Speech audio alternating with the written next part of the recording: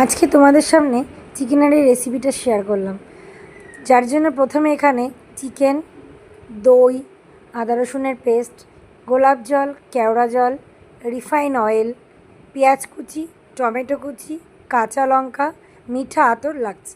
প্রথমে চিকেনটা ভালো করে ধুয়ে নিয়ে আদা রসুনের পেস্ট, টক দই, পরিমাণ মতো রিফাইন অয়েল আর পরিমাণ মতো লবণ দিয়ে ভালো করে চিকেনটা ম্যারিনেট করে রাখতে হবে। এত সুন্দর করে ম্যারিনেট করতে হবে যাতে চিকেনের ভেতরে সমস্ত মশলাটা চলে যায়। ম্যারিনেশন হয়ে গেলে কিছুক্ষণ এটাকে রেস্টে রেখে দিতে হবে।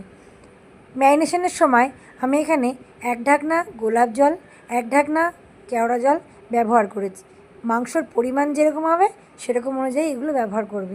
যেহেতু আমার এখানে 1 কিলো মাংস ছিল, আমি 2 ঢাকনা করে ব্যবহার করেছি। প্রথমটা ম্যারিনেশনের সময় দিয়েছি আর শেষে নামানোর সময় দিয়েছি, তোমরা দেখতেই পাবে। একটা পাত্রে আমি কাজু বাদাম আর মগজটা ভিজিয়ে রেখেছি। কড়াই বসিয়ে দিয়েছি, কড়াই গরম হয়ে পরিমাণ মতো সাদা তেল দিয়ে দিয়েছি। ফোড়নে তেজপাতা, কাঁচা লঙ্কা আর কয়েকটা লবঙ্গ ব্যবহার করলাম। ফোড়নে কিন্তু কখনো এটা শুকনো লঙ্কা দেবে না। টমেটো কুচিগুলো দিয়ে দিলাম, তারপর আস্তে আস্তে কুচনো পেঁয়াজটা ওর মধ্যে দিয়ে দিলাম। ভালো করে এটাকে নেড়ে নিতে হবে।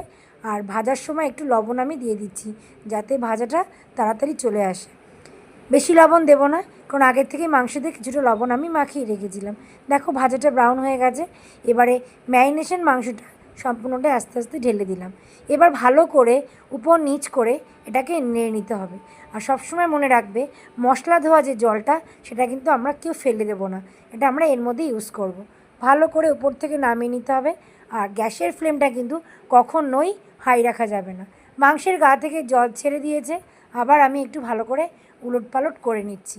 এদিকে আমি আগে থেকে বেটে রাখা যে কাজু বাদাম ছিল সেই কাজু বাদামের পেস্টটা দিলাম। আর দিলাম ম্যারিনেশনের সময় যে বাটিটাতে ম্যারিনেট করেছিলাম সেই বাটি ধোয়া জলটা। কাজু বাদাম বাটা আর মগজ বাটা দেওয়ার সময় কিন্তু গ্যাসের ফ্লেমটা একদম আস্তে রাখতে হবে আর কন্টিনিউয়াসলি নেড়ে যেতে হবে, নাহলে কিন্তু তলায় লেগে যাওয়ার চান্স থাকে। ভালো করে নেড়ে চেড়ে যতক্ষণ না পর্যন্ত সাইড থেকে তেল ছাড়ছে, তারপরে এটা যখন তেল ছেড়ে দেবে আমি আবার 1 ঢাকনা গোলাপ জল, 1 ঢাকনা কেওড়ার জল কিন্তু আমি এটার মধ্যে দিয়ে দিলাম। তোমরা দেখতেই পাচ্ছ সাইড থেকে কিন্তু অলরেডি তেল ছেড়ে দিয়েছি।